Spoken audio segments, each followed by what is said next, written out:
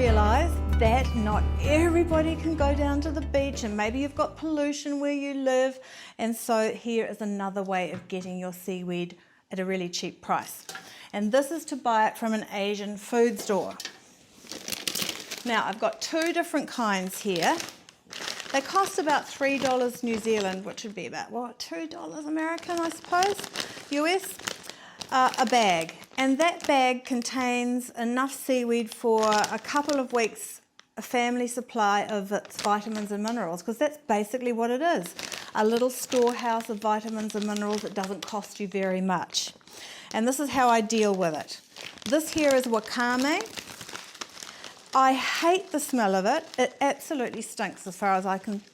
Oh, it smells of, I don't know, dead fish. It doesn't sound very good, does it? But what I do with it, I put it into the food processor or a blender, and I whip that thing into a powder. Now, if you can do that, or you can also put it in your coffee grinder, and you can see my coffee grinder is used mostly for doing seaweed because it has a lovely green colour inside. And I get it ground, put it in the food processor, then finish it off in the coffee grinder, and you end up with this kind of a powder here. Now that is just absolutely nutrient dense. And so what I do, because it smells kind of fishy, this one, I do the stealth approach. And that is, I put it in places that nobody knows. So when I'm making the sourdough bread, and you can see our YouTube on making sourdough, I put a good heaped teaspoon of this wakame powdered up into the bread. And honestly, you can't taste it. It's gone right into there. Now also, you can shove it into a cake or into your brownies, biscuits, whatever, and see how much you can put in before somebody says, "What's that?" Because the more you can get into your family, the better off you'll be. And that's wakame. So you can see that there. You just go into the Asian food store, and if you can't understand what's happening on the packet here, because it is in Korean in this particular case, ask the person in the shop and they will say wakame or brown seaweed or whatever. Seaweed, you can't die from seaweed. There's not one single seaweed in the ocean that's poisonous. So you're safe. I will have to tell you that if you are looking for weed in freshwater places, there's a good chance it could be toxic. So don't take freshwater weed. It has to be seaweed. All right, now this one here is kelp. And like Shana said, this is a tasty one, and I can actually do this like a cracker. It comes in a packet like this. And this one was this is also from a Korean shop. And you can see that it's kelp because it's got this kind of big, broad leaf like this. There we go. And you can break bits off. Now you can notice on the outside here that it's got a kind of white, fluffy film on it, white powdery stuff. And I was quite disturbed when I saw that because I thought it was mold.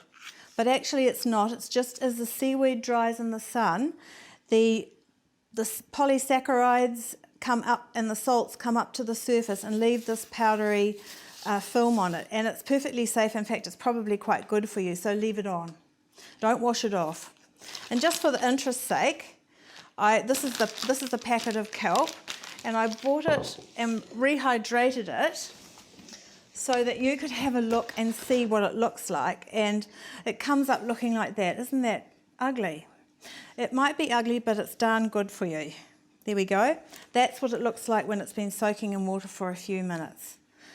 This is the kind, we go down to the beach and gather this stuff off the beach and then put it into drums of water, and then I put the liquid from that in the garden because, just like Shana mentioned, this has got, I think it's got 56 different minerals and bits and bobs in it, that your plants need these things as well.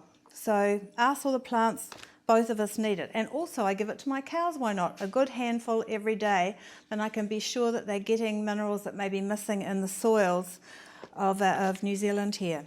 So that is the kelp rehydrated.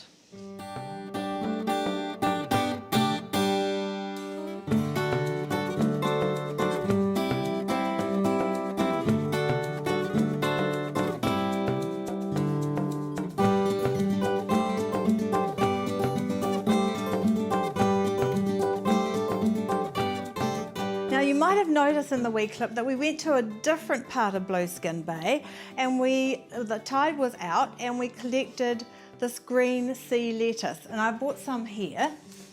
This is something else again. I'll just pull some out of the bench here. And I know that you probably can't get this dried, but you might notice it down at your beach and think, I wonder if I can eat that. And like I said, all seaweed is edible, but this one here is called sea lettuce for obvious reason and makes wonderful salad. Just chop it up fine and add some tomatoes, and it's great with Asian seasonings actually. And this, believe it or not, is one of the few vegetable sources of vitamin B12. And actually it's quite high in vitamin B12. I haven't tried to dry it. I don't know why I haven't. It probably dries up quite nicely actually, but this is an excellent source of vitamin C and B12. So there's that. Well, I hope we showed you some interesting things to do with seaweed. Remember that you want to get it attached to a holdfast. Make sure you leave the holdfast on the rock and don't take all the seaweed. Make sure your local government allows you to take the seaweed. Bring it home, dry it out, put it in a jar and use it as much as you can. It's wonderful stuff.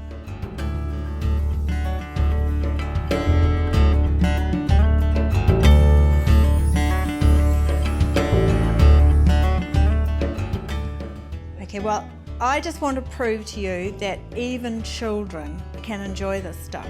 At the moment, I can hear the munching in the audience and everybody has a piece of this, and so far nobody has spat it out. So that tells you something.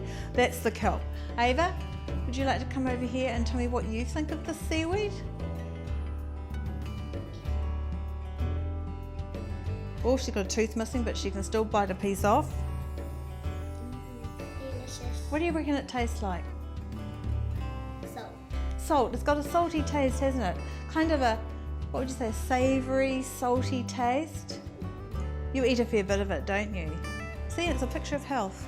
The absolute picture of health. Smile. See? Perfect.